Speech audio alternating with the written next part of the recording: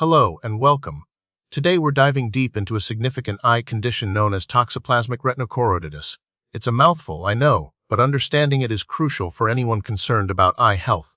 We'll break down everything from what causes it to how it's diagnosed, treated, and even prevented. So, let's get started. Toxoplasmic retinochoroiditis, at its core, is caused by a parasitic infection, Toxoplasma gondii. This tiny parasite is incredibly common. In fact, it's estimated that millions of people worldwide are infected with Toxoplasma, often without even knowing it. The most common ways humans get infected are through eating undercooked meat, especially pork, lamb, or venison, contaminated with the parasite, exposure to cat feces containing oocysts, the egg-like structures of Toxoplasma, which can happen when gardening or cleaning litter boxes, or, less commonly, from mother to child during pregnancy. It's this congenital transmission that is often responsible for the more serious cases of Toxoplasmic retinochoroiditis.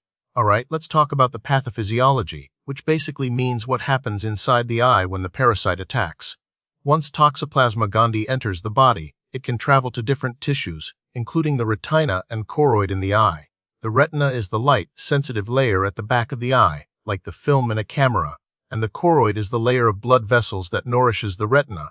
When the parasite infects these tissues, it causes inflammation and cell damage. This inflammation can lead to the formation of a characteristic scar on the retina. These scars can disrupt normal vision, depending on their location and size. The body's own immune response also contributes to the damage, trying to fight off the infection but sometimes overreacting and causing further inflammation. Now, let's consider the epidemiology, or how common this disease is. Toxoplasmic retinochoroiditis is a leading cause of infectious retinitis worldwide. Prevalence varies significantly depending on geographic location, dietary habits, and sanitation levels. Areas with higher rates of Toxoplasma infection tend to have more cases of Toxoplasmic retinochoroiditis. As mentioned earlier, many people are infected with Toxoplasma without ever developing eye problems, but in some individuals, particularly those with weakened immune systems or those infected congenitally, the parasite can reactivate and cause inflammation in the eye, leading to the disease.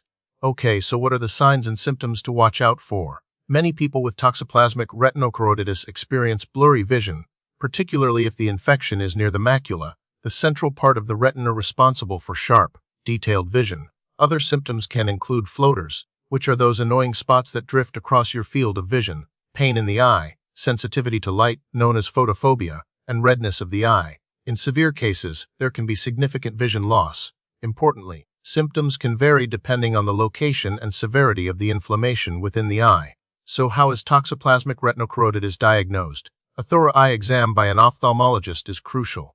Using specialized instruments, the doctor can examine the retina and choroid for signs of inflammation and characteristic lesions.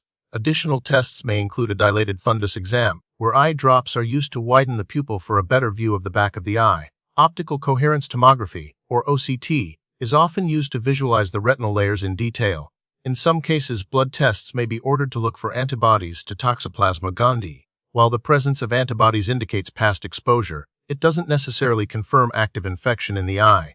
Clinical findings, combined with supporting laboratory tests, help establish the diagnosis.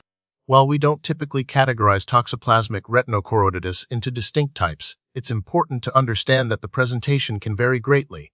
We can describe it by its location: macular, peripheral, or optic nerve involvement. It can be congenital, meaning present from birth, or acquired, meaning contracted later in life. It can also be active, meaning the infection is currently causing inflammation, or inactive, meaning the infection is present but dormant, leaving behind a scar. Understanding these distinctions helps guide treatment decisions. Now for the all-important question: how is it treated and managed? The primary goal of treatment is to reduce inflammation and prevent further damage to the retina. Treatment often involves a combination of medications, including antiparasitic drugs, such as primethamine, sulfadiazine, and folinic acid, and corticosteroids, such as prednisone, to reduce inflammation. For patients with severe inflammation or vision-threatening lesions, more aggressive treatment may be required. In some cases, surgical intervention may be necessary to address complications such as retinal detachment. Regular follow-up appointments with an ophthalmologist are essential to monitor the response to treatment and manage any potential side effects. It is crucial that you follow your doctor's treatment plan very carefully. Prevention is always better than cure. So, what can you do to lower your risk of Toxoplasma infection? First, cook meat thoroughly, especially pork, lamb, and venison, to an internal temperature that kills the parasite.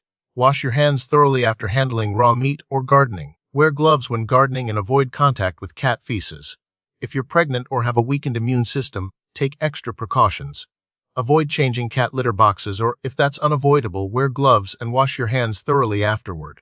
And finally, wash fruits and vegetables thoroughly before eating them. What about the long-term outlook? The prognosis for Toxoplasmic retinochoroiditis varies depending on the severity and location of the infection and how quickly treatment is initiated. Early diagnosis and treatment can often prevent significant vision loss. However, even with treatment, some individuals may experience permanent vision impairment, especially if the macula is involved. Recurrences are possible, so regular follow-up appointments with an ophthalmologist are crucial. Even after the initial infection has resolved, recent research is exploring newer treatment options, including more targeted therapies and immunomodulatory agents, to minimize side effects and improve outcomes. Ongoing research is also focused on developing a vaccine to prevent Toxoplasma infection in the first place. The future looks bright for better understanding and managing this condition. And that concludes our overview of Toxoplasmic retinochoroiditis. Thank you for watching.